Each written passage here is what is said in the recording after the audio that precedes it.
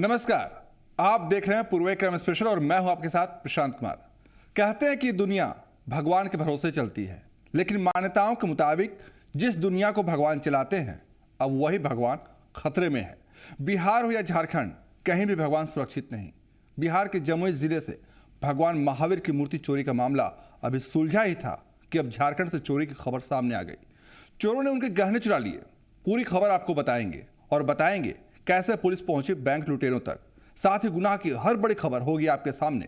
तो अगले आधे घंटे तक देखते रहिए आपका अपना शो पूर्व क्रम स्पेशल।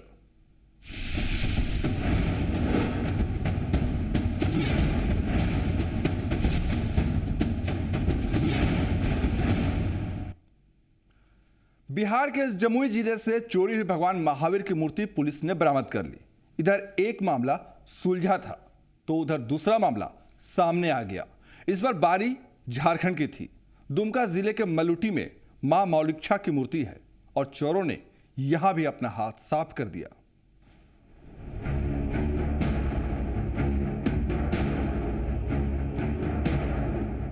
आजकल भगवान भी खतरे में हैं। जिन भक्तों को उम्मीद होती है कि भगवान उनकी रक्षा करेंगे, वही भगवान आजकल खुद चोरों के निशाने पर हैं। कुछ ही दिन पहले बिहार के जमुई जिले के खैरा थाना इलाके से जैन धर्म के 24वें तीर्थंकर भगवान महावीर की मूर्ति चोरी हो जाती है। इसके बाद पुलिस के साथ साथ सीबीआई की टीम मूर्ति की तलाश में जुटती है और फिर जब भगवान महावीर की मूर्ति बरामद कर ली जाती है तो फिर झारखंड के दुमका से मंदिर में चोरी की खबर सामने आती है। साफ है भगवान भी सुरक्षित नहीं है, उनका घर भी चोरों के निशाने पर है। झारखंड की उपराजधानी दुमका में ऐतिहासिक मंदिरों का गांव है मलूटी। दुमका के गुप्तकाशी नाम से प्रसिद्ध ये वही मलूटी है जिसकी झांकी 2015 के दिल्ली में हुए गणतंत्र दिवस समारोह के परेड में दिखाई गई थी। पहले हम आपको मलूटी के बारे में थोड़ी और जानकारी दे दें। दुमका में 50 किलोमीटर दूर बंगाल और झारखंड की सीमा पर पुरातात्विक, कलात्मक और धार्मिक महत्व यानी कि मंदिरों का गाँव है मलूटी। यहाँ 17वीं सदी के दौरान टेराकोटा शैली में बनाए गए मंदिर भी हैं। यहीं पर मां मौलिक्षा का मंदिर है, जहां मां मौलिक्षा की मूर्ति स्थापित है।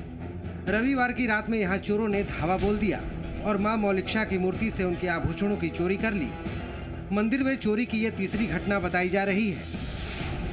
यहाँ कोई माने सुरक्षा, माँ का मंदिर के लिए कोई सुरक्षा का व्यवस्था नहीं है, इसलिए यही सुरक्षा नहीं है, यही मानते हैं।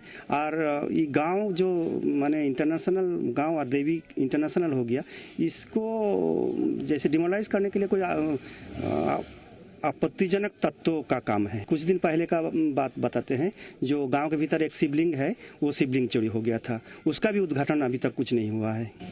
टेराकोटा वगैरह का भी? टेराकोटा तो बहुत दिन पहले से ही, छोटा छोटा टेराकोटा का मंदिर जो पीस था वो बहुत दिन पहले चोरी हुआ था, अभी नहीं चोरी हुआ। इस चोरी से लोग सकते में आ जाते हैं, उनकी भावनाएं आहत हो जाती हैं। चोरों ने मां की मूर्ति में लगे सोने की मांग टीका, सोने की तीसरी आंख, कान की बाली, दोनों आंखें की आईबॉल और चांदी की आईब्रो पर अपना हाथ साफ कर दिया। कहा तो ये भी जा रहा है कि चोरों ने चोरी के दौरान मूर्ति को नुकसान भी पहुंचाया है। सुबह जब मंदिर के पुजारी काली प्रसाद चौधरी मंदिर पहुंचे तो देखा कि मंदिर के गेट पर ताला टूटा हुआ था। आके देखे, हाँ माँ को सब तोड़ लिया। तो गांव वाले सब आदमी को जानकारी दिया ये ऐसा ऐसा हुआ माँ का। तो जो समिति का सेक्रेटरी है कुमुद वरुण राय, उसकी भी बोला ये तुम लोग आओ, आके देखो चोरी हुआ। जो भूरू है, क्या बोलता है भूरू को, ये भूरू को क्या बोला, नहीं भूरू, वो दोनों चांदी का था इधर का, और टीप था, सोने का टीप था, माने इसका ऊपर 10 गो और यहाँ पर 2 गो था, और ये 2 गो 14-15 मार। जो 3 आयन होता है ये आँख ऊपर का, वो आँख सोना का था, उठा लिया। और कुछ ले गया? और ये नाक का चांदी और ये कान का 2 टाप था चांदी का। मिल रही जानकारी के मुताबिक पहले भी चोरी की घटना को देखते हुए मां मौलिक्षा सेवा समिति ने सरकार और स्थानीय प्रशासन से मंदिर की सुरक्षा की गुहार भी लगाई थी, लेकिन इस बारे में किसी ने कोई ध्यान नहीं दिया और भगवान को खुद उनके ही भरोसे छोड़ दिया गया। मामले की जानकारी मिलते ही पुलिस हरकत में आ जाती है। शिकारीपाड़ा थाने की पुलिस मौके पर पहुंचती है और अपनी जांच शुरू कर देती है। बाद में जिले के एसपी भी मौके पर पहुंचते हैं, लेकिन फिलहाल पुलिस को कोई सफलता मिलती नहीं दिखाई देती। प्रारंभिक देख के, घटनास्थल देख के नहीं लगता है कि ये जो भी अंदर गया था उसने वो चोरी करने की नियत से गया, क्योंकि वो काफ़ी चीज़ें वहाँ चोरी के लिए पड़ी हैं और अगर वो चाहता तो इससे काफ़ी अधिक राशि माने वो उन सामानों को बेच कर सकता था। तो इसलिए हम लोग इन बिंदुओं पे भी हम लोगों ने समिति से बात की है और ये लोग बता रहे हैं कि यहाँ पे जो चीज़ें हैं इनका भी यही मानना है कि लगता है इसमें तो जो भी कारण समझ में हम लोग को भी आ रहे हैं, हम लोग ने भी डायरेक्शंस दे दिए थाना प्रभारी को, इंस्पेक्टर को कि वो अपना इन बिंदुओं पे भी करे और आज से या हो सकता कल से ही 24 घंटा यहाँ पे एक नाइट गार्ड हम लोग 2 नाइट गार्ड्स हम लोग यहाँ पे जो आर्कियोलॉजिस्ट सर्वे ऑफ इंडिया है उनसे पदाधिकारी से बात हुई, उन्होंने कहा कि कल से ही वो 2 गार्ड्स को यहाँ लगा देंगे, नहीं क्योंकि 3rd टाइम ये यहाँ पे चोरी हो रही है। साफ है भगवान सुरक्षित नहीं है। समय रहते ऐतिहासिक धरोहरों की सुरक्षा और उनके संरक्षण को लेकर कोई पहल नहीं की गई, तो फिर हम ऐसे ही अपनी विरासत को लूटते हुए देखने के लिए खुद जिम्मेदार होंगे। फिलहाल सवाल ये है कि चोरी के जिम्मेदार लोगों तक पुलिस के हाथ कब तक पहुंचते हैं। सुबीर चटर्जी, जी मीडिया, दुमका। दिसंबर महीने की पहली तारीख को उन लोगों ने बैंक में धावा बोला था। वो 6 लोग थे, खुद को माहिर समझते थे। अपनी पहचान छुपाने के लिए बैंक में लगे सीसीटीवी कैमरे भी अपने साथ लेते गए, लेकिन पुलिस के बिछाए जाल में फंसने से वो खुद को बचा नहीं सके। और कैसे हुई बैंक लुटेरों की गिरफ्तारी, आप भी देखिए।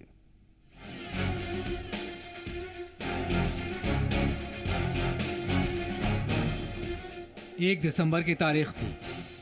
मोतिहारी के हरसिद्धि थाना के गोबिनापुर उत्तर क्षेत्रीय ग्रामीण बैंक में लूट होती है।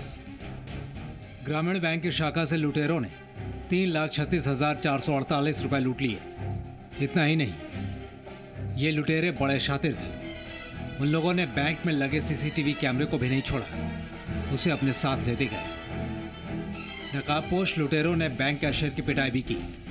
बैंक लूटकर भाग रहे लुटेरों को गांव वालों ने पकड़ने की कोशिश भी की, लेकिन हथियार का डर दिखाकर लुटेरे भागने में कामयाब रहे।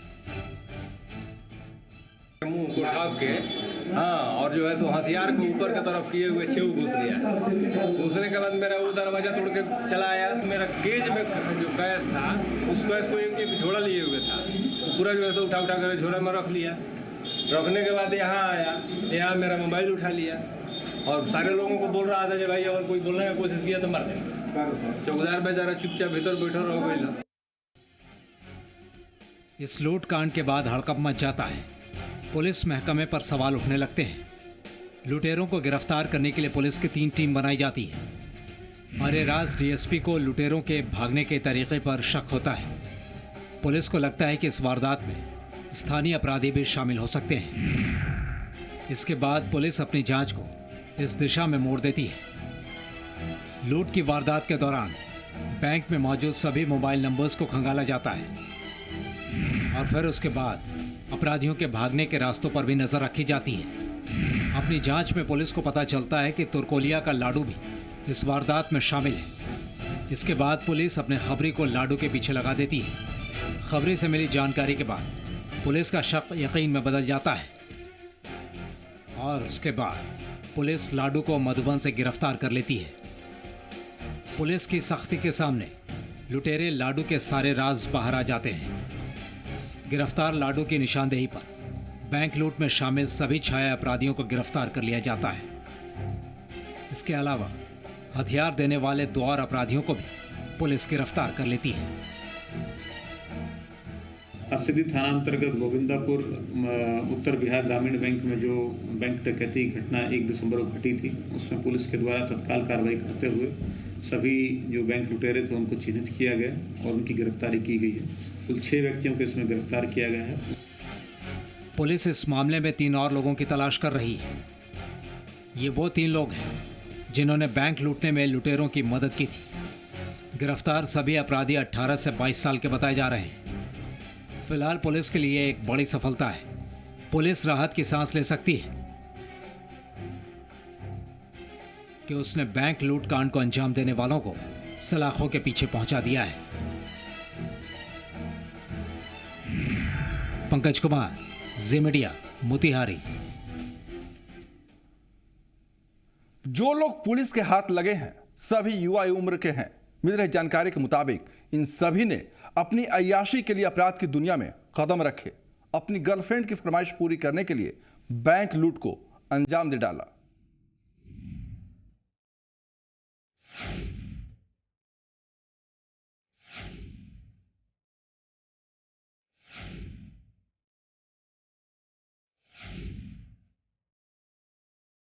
पुलिस ने जिन अपराधियों को गिरफ्तार किया है वो सभी 18 से 22 साल की उम्र के अपराधी हैं।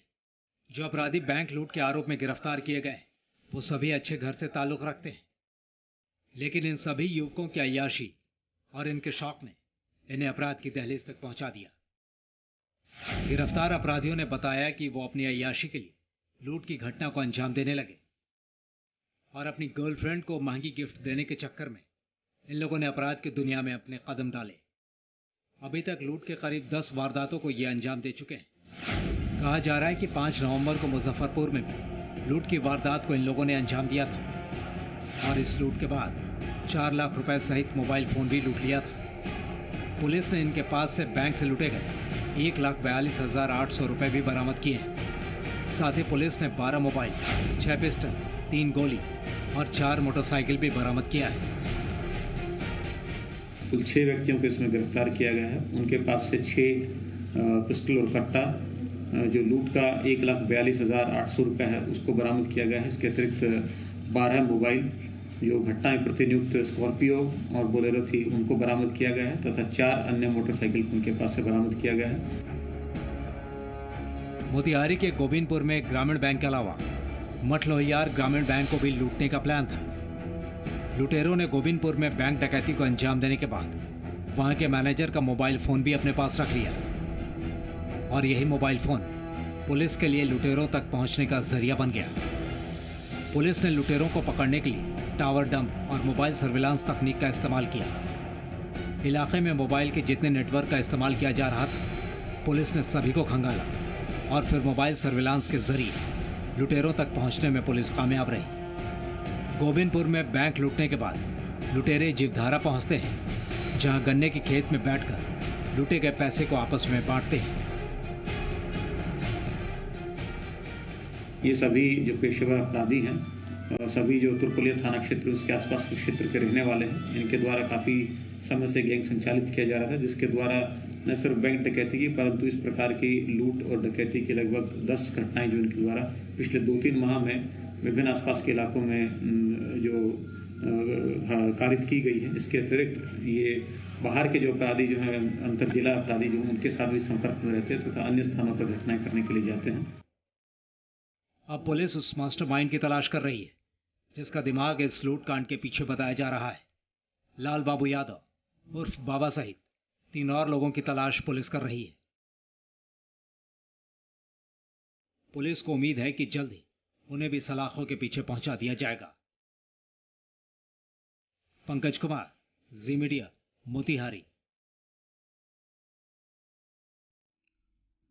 सीतामढ़ी में दिन दहाड़े एक रिटायर्ड टीचर की गोली मारकर हत्या कर दी जाती है। इस हत्याकांड के बाद लोगों में नाराजगी फैल जाती है। पुलिस जांच में जुटती है, लेकिन हमलावर अभी भी फरार है।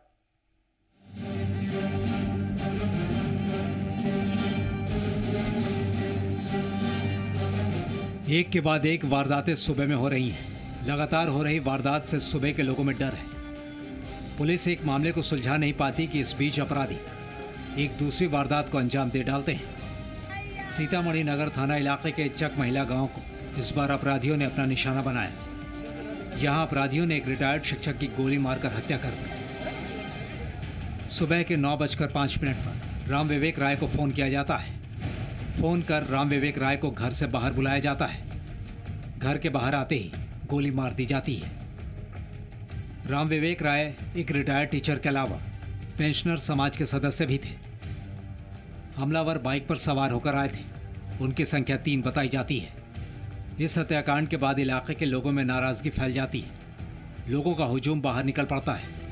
लोग पुलिस और प्रशासन के खिलाफ गुस्से में थे। हत्याकांड की जानकारी मिलते ही पुलिस भी मौके पर पहुंचती है। पुलिस ने मौके वारदात से स्वचालित हथियार के कई खोखे बरामद किए हैं। इस हत्याकांड को पुलिस पारिवारिक मामले के अलावा अपराधियों की करतूत से भी जोड़कर देख रही है। ये इस पर हम लोग तो काम कर रहे हैं और यहाँ की जनता की भी कॉपरेशन है। आई जो भी है इसमें शामिल, उस गिरोह के पकड़ने के लिए चारों पार्टी छापामारी भी लगा दिए हैं, चेकिंग भी लगा दिए हैं। अब कोई भी जो इसमें शामिल है उसको छोड़ेंगे नहीं। कैसे हुआ है ये घटना के पीछे कुछ कारण है पारिवारिक, इसको हम अध्ययन कर रहे हैं। सीतामढ़ी और शिवहर जिले में लगातार हो रही वारदात से लोग दहशत में हैं। अपराधी रंगदारी की मांग करते हैं और फिर रंगदारी नहीं मिलने पर वारदात को अंजाम दे डालते हैं। देखना है कि इस हत्याकांड की गुत्थी पुलिस कब तक सुलझा पाती है। त्रिपुरारी शरण, जी मीडिया, सीतामढ़ी। यहां रुकेंगे एक छोटे से ब्रेक के लिए। ब्रेक के बाद आपको दिखाएंगे गुनाह की दुनिया की हर बड़ी खबर, गुनाह एक नजर में। बने रहिए हमारे साथ, जल्द लौटते हैं।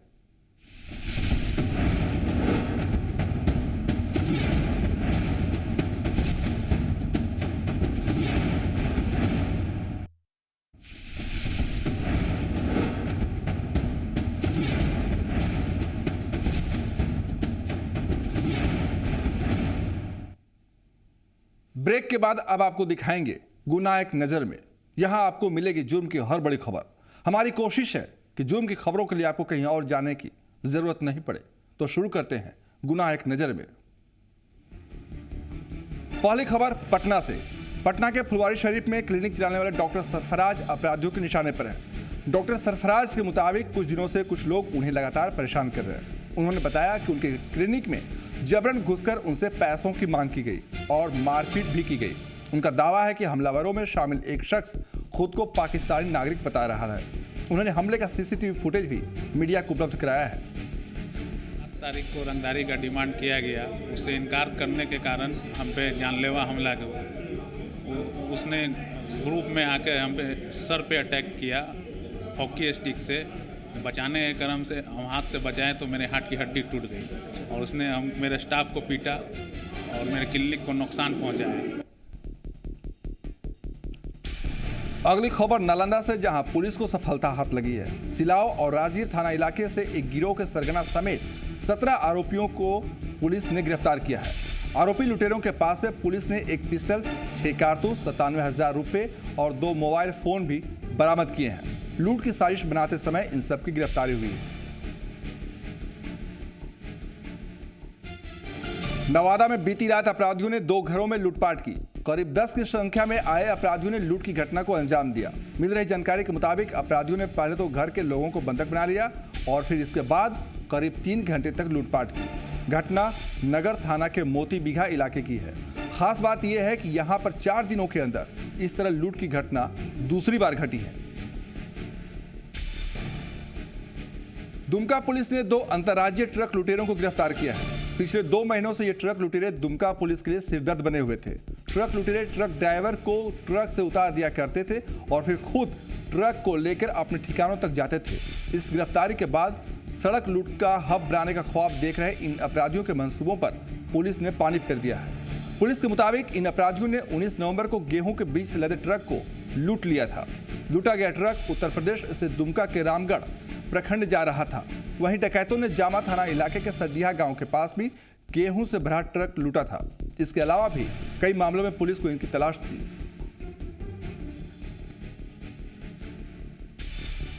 भागलपुर में 5वीं कक्षा के एक छात्र ने फांसी लगाकर खुदकुशी कर ली। घटना आदमपुर थाना इलाके के हनुमान नगर की है। बताया जाता है कि छात्र अनिमेश देर रात अपने परिवार वालों के साथ खाना खाकर अपने कमरे में सोने चला गया था और सुबह फांसी से लटकता हुआ पाया गया। मृतक छात्र की बड़ी बहन का कहना है कि देखने में खूबसूरत नहीं होने के कारण स्कूल में सभी उसे काला काला कहकर चिढ़ाते थे। इसी बात से नाराज अनिमेश हमेशा तनाव में रहता था। वहीं आदमपुर पुलिस ने कहा है कि पूरे मामले की जांच की जा रही है।